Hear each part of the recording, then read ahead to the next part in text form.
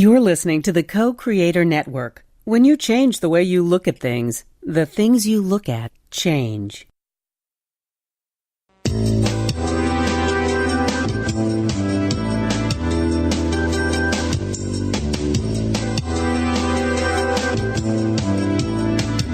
Good afternoon. Welcome to Why Shamanism Now, a practical path to authenticity, with your host, Christina Pratt, director of the Last Mask Center for Shamanic Healing. She's talking about how shamanic skills can bring us to physical, emotional, mental, and spiritual well-being, especially when nothing else can.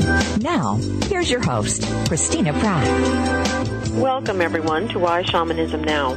This is your host, Christina Pratt, and I'd like to call in your ancestors and mine.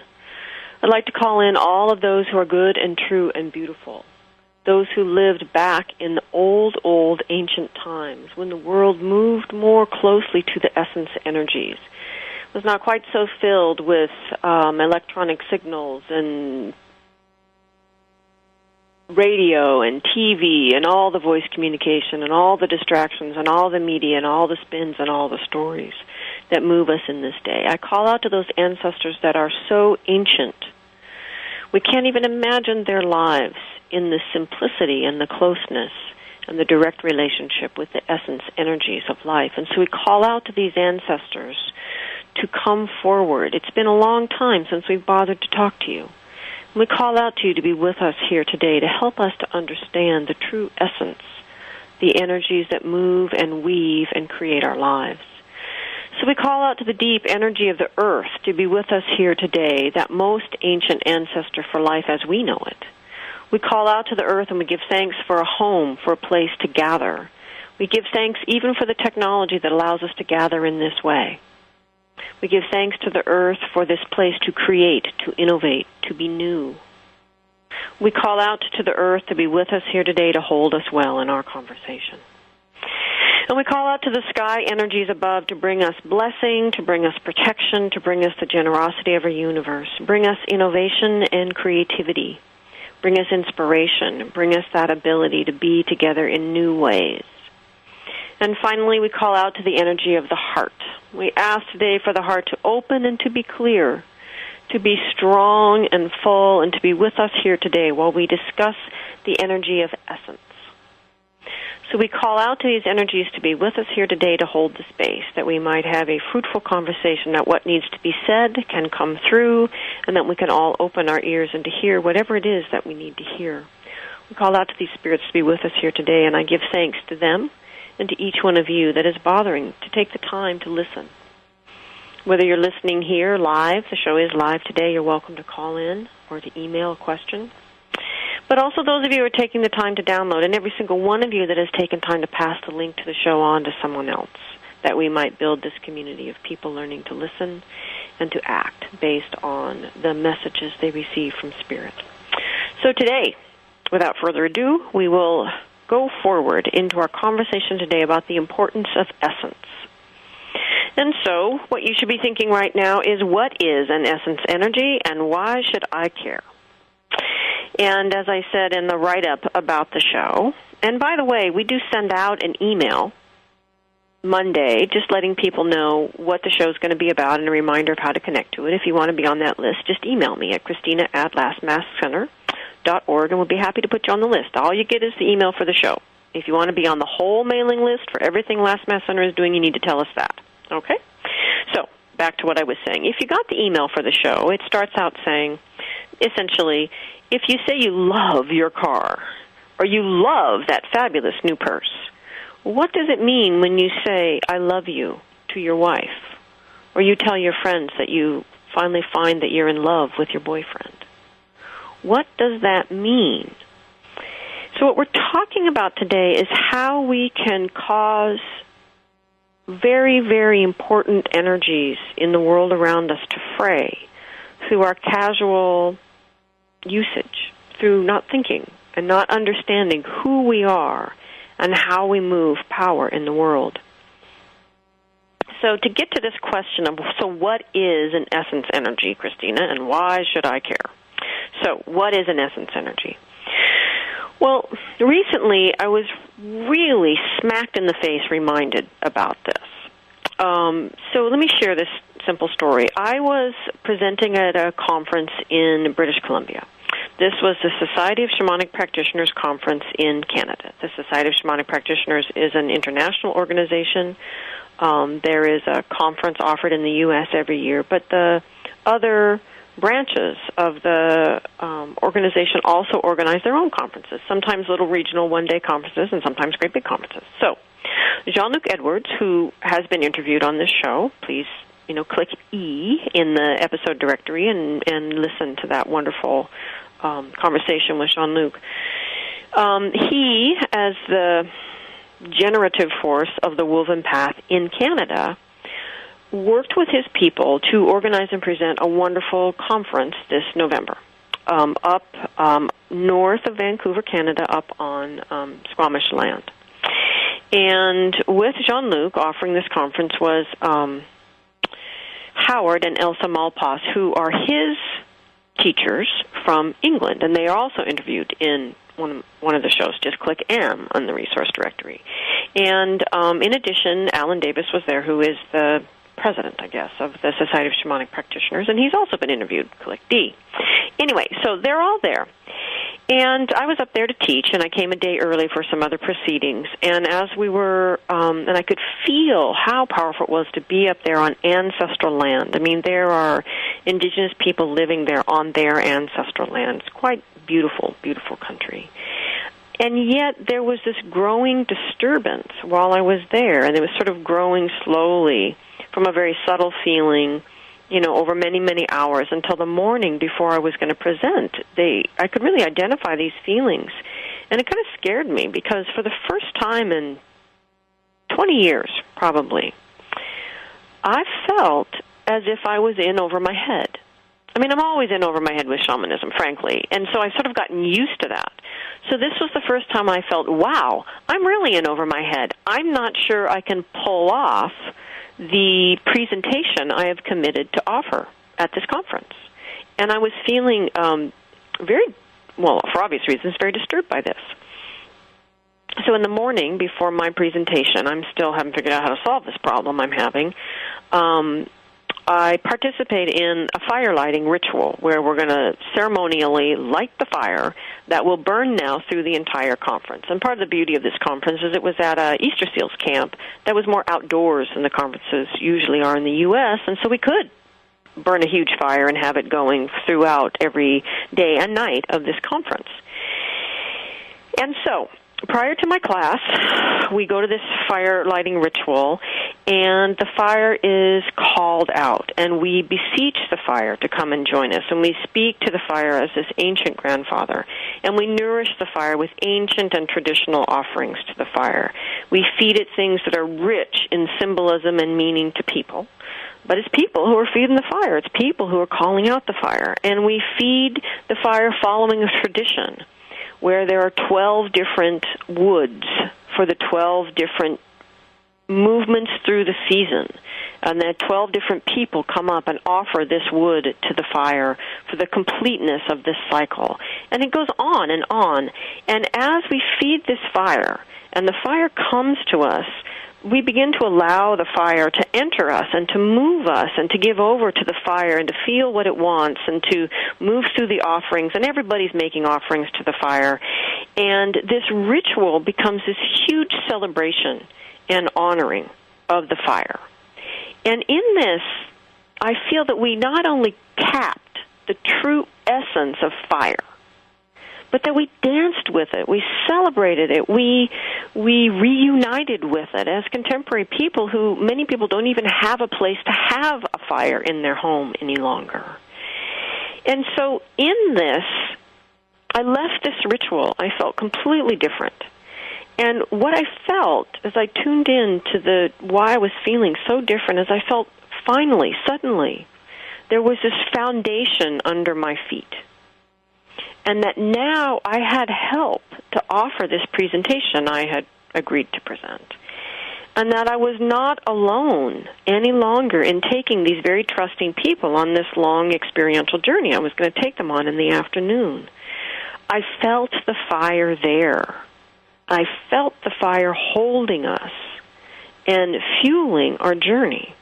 In that, throughout the whole afternoon, it was an amazing presentation, not because I was any different than I usually am, but because the fire was there for all of us, giving us the energy and lighting our way, literally, giving us the feeling that we weren't alone and we could go deeply into the dark adventure of this class that I had planned for people because of the fire. And so on one hand, I really want to honor Jean-Luc and Howard and Elsa for tapping this essence energy and feeding it throughout the entire conference. It completely changed the depth, the value, the quality of everything offered throughout that conference. And I've been to many, many conferences in the U.S. I've been to a lot of shamanic events over the last 20 years.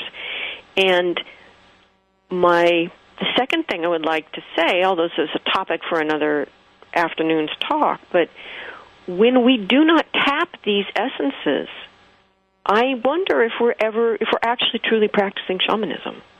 I mean, this is our job as the shaman in the group, guiding these rituals and ceremonies, is just to tap these essence energies so that they are there in pure essence form, fueling us and guiding us and assisting us on these journeys, not tapping these psychological stories of our contemporary existence, but to tap deeper than that. It goes beyond myth. It goes beyond our collective consciousness to these essential energies that were here before humans and will be here long after. And so that's what an essence energy is. It is an energy that is sort of purely what it is, that is basic, that is the stuff of which everything else is made of, and that these essence energies feed our own essence. When I, as a human, am in the presence of essence energies, my own essence gets fed. And so this is why we're bothering to talk about essence energies, because I want to talk today about what is required to truly nourish your essence. As we go into the winter time, this is our task in the natural cycle of a human. So I hope you'll join me for the rest of our show here today as we talk about the importance of essence energy. Welcome back, everyone. This is your host, Christina Pratt, and today we are talking about the importance of essence. So, why should we care? Why should we care about essence energies? Well, I'll give you the shamanic answer, and then we'll go on to something that is practical application of that answer. So, from a shamanic perspective, as we have discussed many times, there is the idea that first there is a dream, there is something energetic, and that reality is what comes out of the dream.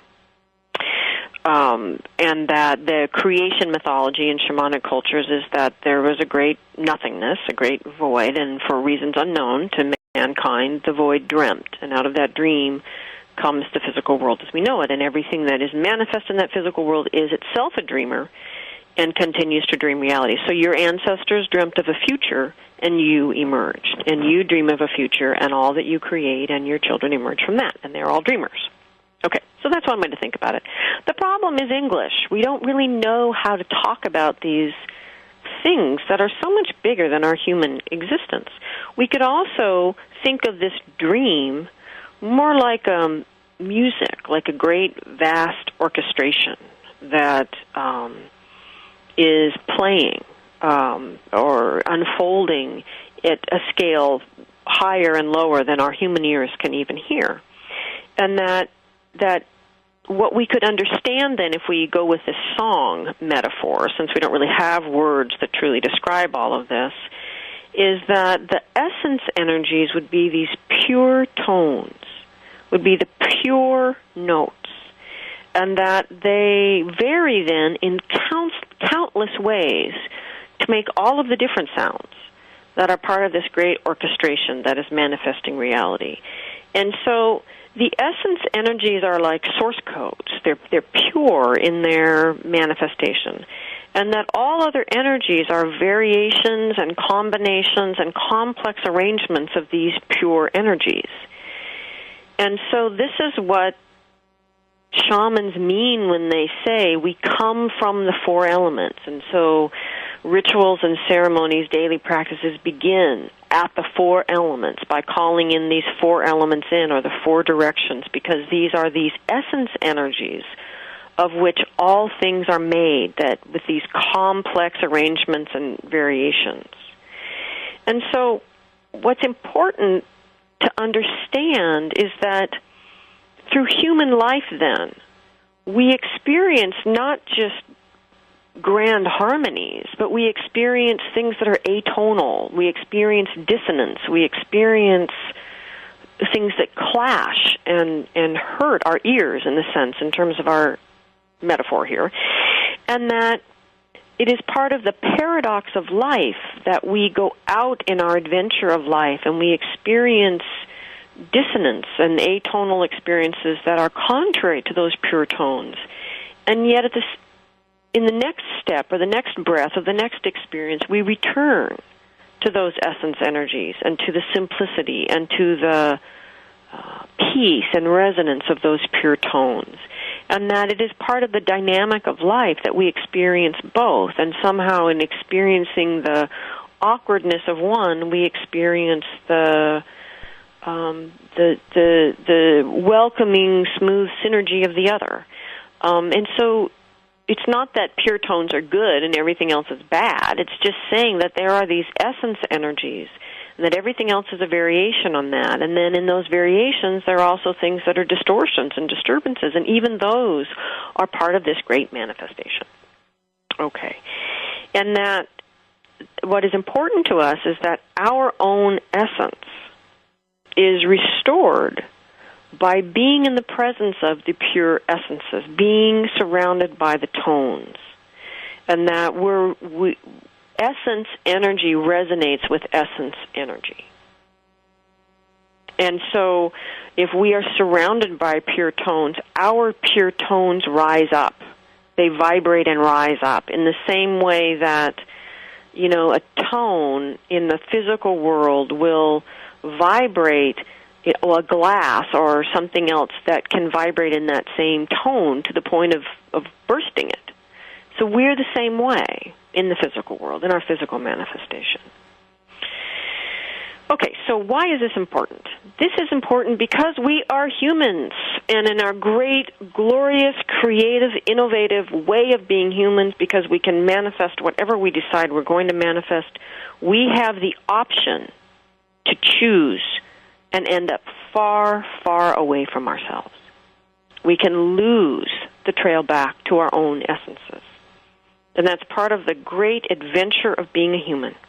And I hear this from people all the time, that, and I felt it myself, that we get far from our own essence, and we wonder, how did this happen?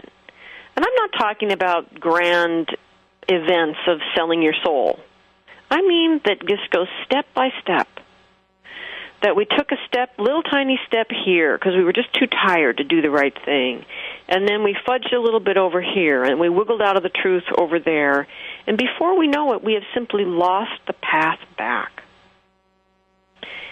So my sense is that this is why we tend the essences in life. Simply put, we tend them so that they are strong. Why do we need them to be strong?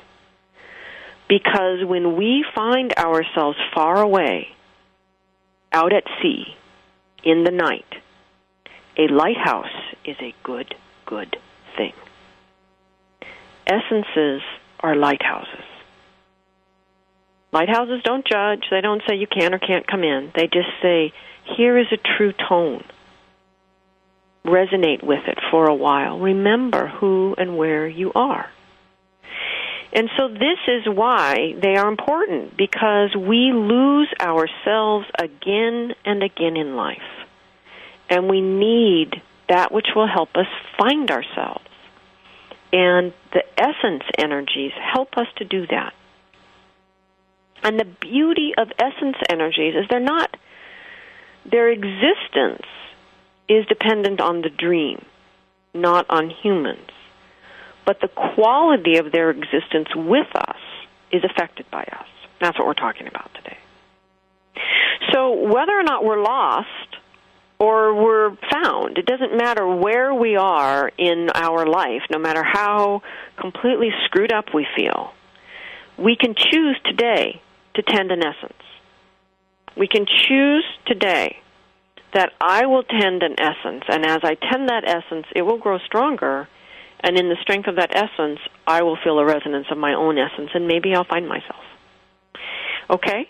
So, in a practice of shamanism, at least in my practice of shamanism, we begin by tending the essence of the four elements. Each day begins with the four directions and the four elements. We call in the energies of the earth and the air and the fire and the water. And so just like that example of really feeding and calling powerfully the energy of the fire in to support and to feed us in that conference, in our own small ways every day in our contemporary lives, in our shamanic practice, we call each of the four elements in. And through this daily tending, we create these lighthouses in our lives. And as we call them in each morning, we enter into relationship with them. We cultivate a relationship with them. I mean, how do you feel when that one friend calls you every 4 years because their life is in a disaster and you're the one that always lent them the money and had the wisdom to drag them out of that mess? But they never call you for the good times. It's a drag, right? Those relationships are really challenging unless you're really overinvested in being the savior all the time, right? And so by tending these essences daily, we enter into good relationship, become good friends. You know, we cultivate a quality of relationship that allows these energies to become these lighthouses in our lives. And as we call them in each morning, they surround us. Literally, we can feel them surrounding us, and we can feel our own essence in the reflection of these fine, true essences that we have been tending. And this is part of the value of a morning practice in shamanism, is to tend the essences and to call them into our life in good relationship so they can remind us of our own inner essence. Because, again, the fire can't choose to not be fire. And frankly, a redwood can't really choose to not be a redwood. A human can choose to not be its essence. A human can choose to go totally against its true nature. And this is the value of the essence energies in our life, is they help us to, by resonating with our essence, they help us to not get so far away from it and to remember who we are. There are many, many other essences in life.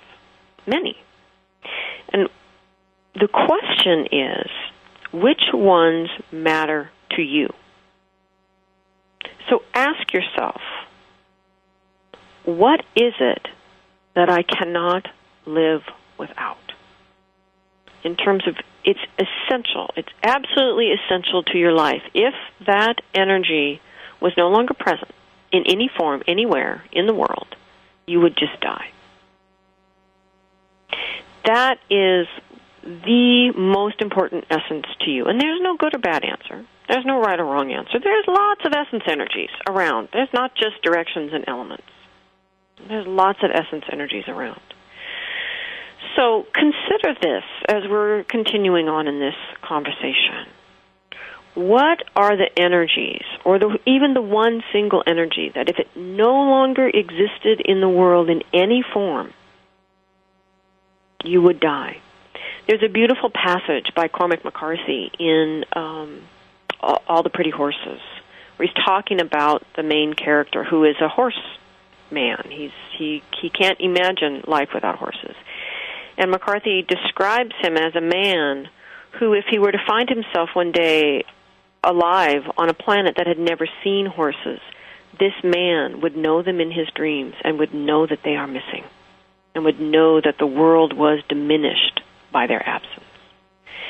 And so that is what I'm asking you to think about. What essence energies, if they were gone, if they were no longer present in any form, would diminish your life so completely that it would feel as if it were not worth living? So think about that as we go into this break in this next section. And as we come back, we'll talk about what do you do with that answer? What do you do once you've found those essence energies that matter most to you? And we will be back after this next break. Welcome back, everyone. This is your host, Christina Pratt, and today we are talking about the importance of essence and essence energies. So before the break, I asked you to think about what essence energy could you not live without? If it was gone from the planet, never to be seen again in any form, you would just find no reason to live. Now, don't be shy about this. It's okay if your answer was sex. Sex is an essence energy. Unfortunately, so many people go through the motions without ever tapping and tending the essence of sex. Remember the story about the fire ritual I told in the beginning? What would it be? Imagine. Open your mind and all your habits and all your frustrations and all your history sexually. Open your mind and your heart and your body. What would it be to nourish and celebrate the essence energy of sex as we nourished and celebrated the essence energy of that fire? Now, this is not about your own personal fetish, but to truly tend and to give over and serve the essence of the energy. How could that change this one thing you value? Because we're talking today not just about the fact of essence energies and what are they and why are they important, but ultimately the fact that we are in relationship with them and we must tend them. Back to the very, very beginning. What does it mean if I love my new tablecloth to say that I love my partner? What does love mean if I'm not careful about tending this most precious essence energy with just my language, with my thoughts, and importantly, with my actions? We manifest all the time. We strengthen and we weaken all the time with our thoughts, with our words, and with our actions. We can fray the essence of things. We can fray these essence energies by our neglect, by our carelessness, by our disrespect, by our ignorance. And so think about this. It's also okay if your answer wasn't sex. It was something, like music or children. I know people that would not think life was worth living if there were no children. Child is an essence energy. And look how we today have lost our path back to the essence of child by holding on to our stories of our own childhood wounding. We shred the essence energy of child with each repeat of that story, each repeat, living that story, telling that story, going on and on and on in therapy about the story of our wounding. We shred the essence of child. What that wounded child story is a shadow of this essence energy, this most precious essence energy. What would it be if you stopped telling the stories of your woundedness? You did whatever it took to reconnect with that child and to give him or her exactly what he or she needed at that time that he or she didn't get. And that you took the hand of that little wounded child and you began to tend together the essence of child as we called forth and tended the essence of that fire in that ritual. If child matters more to you than anything in the world, how will you tend that essence with your life? And this is what I'm talking about today. And I've shared this story before, but I love this story about this Wall Street guy who, after September 11th, came to me because he had a ton of soul loss. Imagine that, from living through that experience. Of course he did. So we did the soul retrieval work, and he didn't like what his soul parts needed him to do to repair. And one of the things a child part needed, who had been lost long before September 11th, wanted him to swing. And in that integration of that wounded child, by being willing to find a place to go swing in his business suit every day at lunch. And he did it every day at lunch because I told him he had to do that or it wasn't going to work. So he did. And in that, he began to tend the essence of child within him, not this wounded child that played out in all the dysfunctional relationships of his life, but he started to tend the essence of the child and of the inspiration he had felt as a child. And swinging was a way as a child that he got into these altered states. So he reconnected to his intuition, which he had had a strong relationship with as a child, and the creativity and the innovation and the willingness to say, let's do this, instead of saying, oh, that can't be done. And he began to lead his company differently. He began to engage in relationships differently because he began to tend the energy of child within himself and in his life differently. And that changed everything. And so my teacher that began my thoughts about this years ago said in talking about essence energies, he said, believe that life is holy. Be fierce in this. And I'm only now beginning, I think, to understand what he meant, that we must be fierce in tending these essence energies. It's critically important that we do not just lie back and accept all the stories we are being spoon-fed. That the stories are like this wounded child story, the stories that try to define for us what matters and what doesn't matter. They take us from our essence energies. They take us into these complex, distracting, crazy, contemporary stories that are really stories about commerce or about right against left, or these stories that aren't about what's really happening. Because what's really happening is happening at the level of the essence energies. Are we tending love with our lives? Are we standing up for life in all forms, in its diversity, with our lives? What does our life stand for? What are we tending with our thoughts? What are we tending with our language? What are we tending with our actions?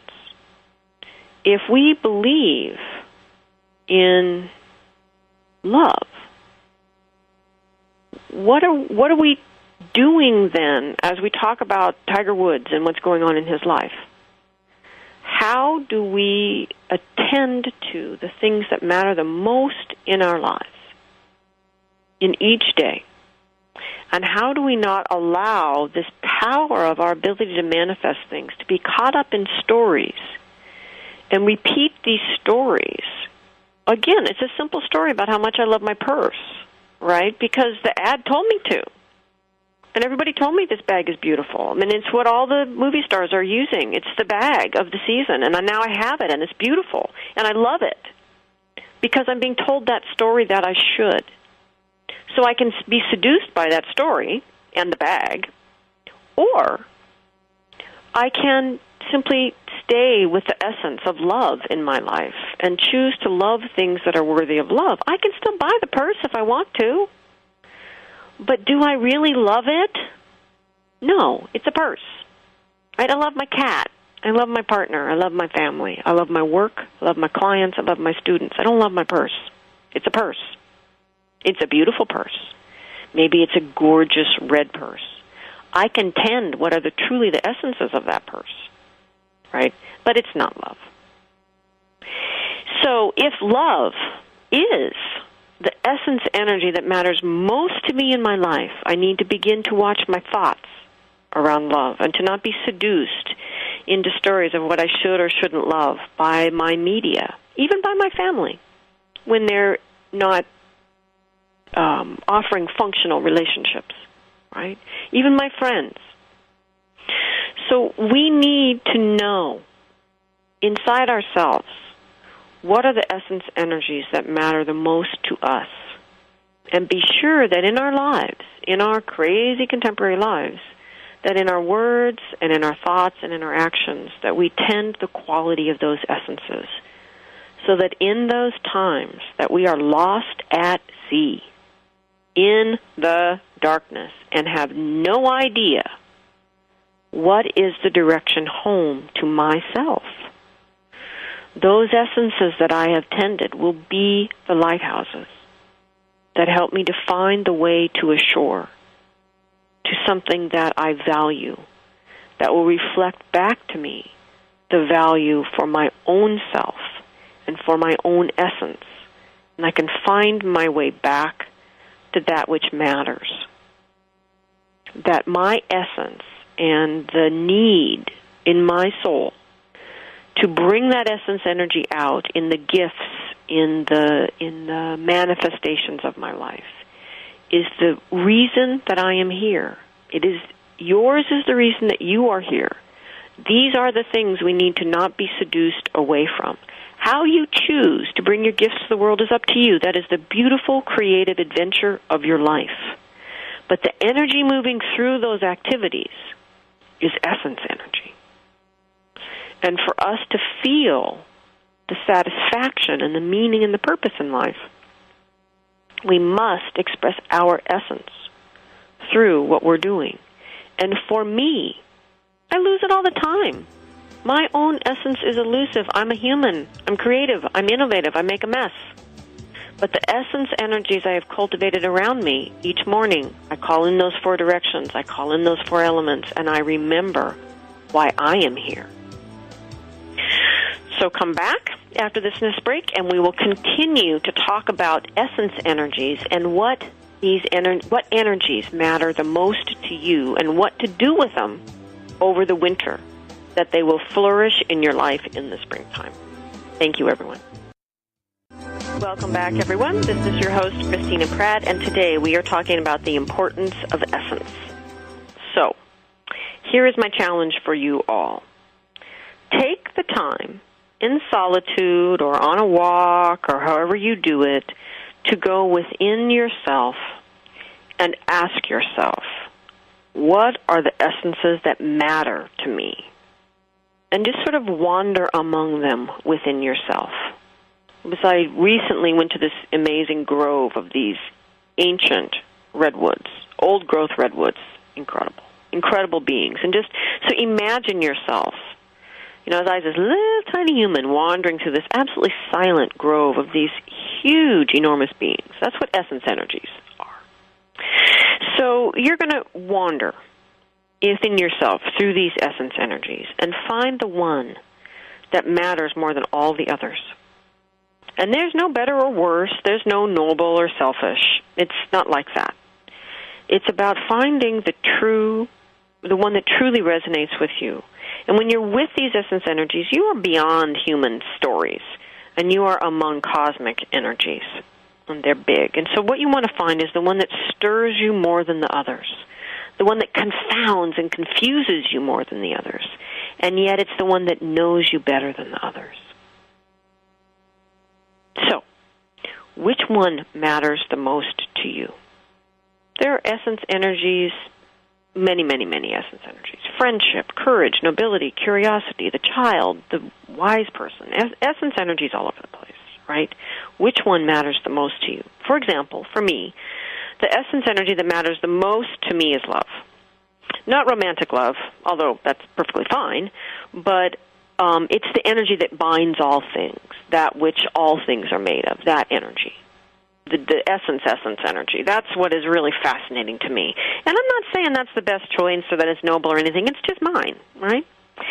And I spent the last couple of years bringing my whole life around so that I could simply tend that essence in everything that I do, my work, my play, everything, that it would be so that my life becomes a reflection of this choice to serve and to tend and to cultivate the essence of love in my life. Now, I'm only bringing this up just because I want to point out it did take me a couple of years to do that. It wasn't easy. This isn't necessarily simple. I mean, it's simple. It's not necessarily easy.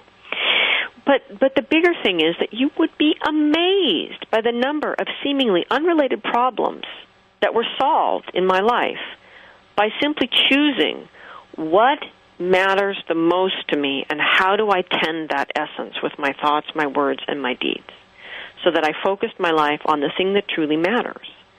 and that through that restored those essence energies in my life, and through that restoration of those lighthouses, of those great beings in my life, they radiate back to me and help me to restore my essence. And so my memory of who I am doesn't get lost so often. And so they feed us. This internal essential core of who we are is so challenging to replenish, right? For most of us, we feel this deep thirst, this deep hunger, and we attempt to quench it with prescription drugs, with shopping, with sex, with risk, with fortune, with work, with all these addictive behaviors, even with trying to be a good person or trying to be a bad person or whatever. And it never gets quenched. You know what I'm talking about. It never gets quenched. And that is because we're not nourishing the right thing. So what I'm asking you to do is to find the essence energy that matters most to you and ask yourself, what is the first step I can take to tend this essence energy in my life? I just imagine you're here, total acceptance where you are in your life. It doesn't matter if you are just down on your luck and lost everything in the economic whatever and you're feeling crappy. Doesn't matter. You're lost, you're out at sea, it's dark. Doesn't matter. Accept where you are and ask for the first step towards that essence energy that matters most to you. It could simply be awareness. Set your clock to go off, or your phone, or whatever, to go off at 2:37 every day and spend 5 minutes meditating on your essence energy, talking to it, stroking it, loving it. Right, you could do that. If you're beyond that, just watch your language about how you talk about that thing that is your essence energy. Or maybe spend some time at the end of the day reviewing how many different ways did that essence energy show up in your day and what did you do about it. There's lots of first steps. Make them simple so you can do them. Perhaps you can start, it doesn't really matter, just start somewhere. And in that way, begin to find your step-by-step-by-step movement towards tending that essence. And do this through the winter. Do this, whatever the winter is, wherever you live. Do this through the winter. Just keep taking one step after another. When you manifest one, take the next. And begin to tend that essence energy in your life. Become more aware of it, notice it, love it. Do what is necessary to bring it more fully and completely into your life and allow it to resonate back with you so you feel your own essence more fully. Listen to that. Feel that. Let that settle in. Let that be uncomfortable. Let your own inner essence rise up and challenge the habits, the addictions, the ways you go about the day. Let these essences begin to compete with the ways you've sold out, the stories you've accepted, where you've been seduced and distracted by your modern life. Bless these essences for their ability to bring you back to the core of what matters. You still have to live in the contemporary world, so do I. We all do. It's beautiful. We chose to be here now. But we can live here however we want to. We can live here tending and manifesting the essence energies that matter the most to us. So for the well of our own inner essence to be filled, we need to connect with these essence energies. We need to touch in at the essence of who we are and why we are here. We need to be there long enough and be there in ways that allow us to fill our own inner well. This is the task of the wintertime, because we are a reservoir for life force. We run deep, and yet we do get drained. And we must tend the essence energies so that they are there for us to resonate with and to draw from. And only then can we draw energy or chi from the well of these essence energies to be able then to participate in our destiny each day. So I invite you this winter season to identify the essence or the 1, 2, or 3 essence energies that matter most to you in your life that you could not live without, and to tend them with your thoughts, with your words, with your actions, to give them life, to give them strength with your own love, and to allow these essence energies to support your own essence, and to let your own essence, this is the potential, to let your own essence radiate out so clearly through your life and what you do that you become a lighthouse for others. So this is what I ask you to think about, to do perhaps over the wintertime. And next week we'll continue this conversation, talking a little bit more about this idea of the well and how do we fill this well. It's a Taoist term, the return. So I hope that you'll join me next week. And before we go, I'd like to give thanks to the ancestors, to the earth and the sky, and to the hearts that unite us all.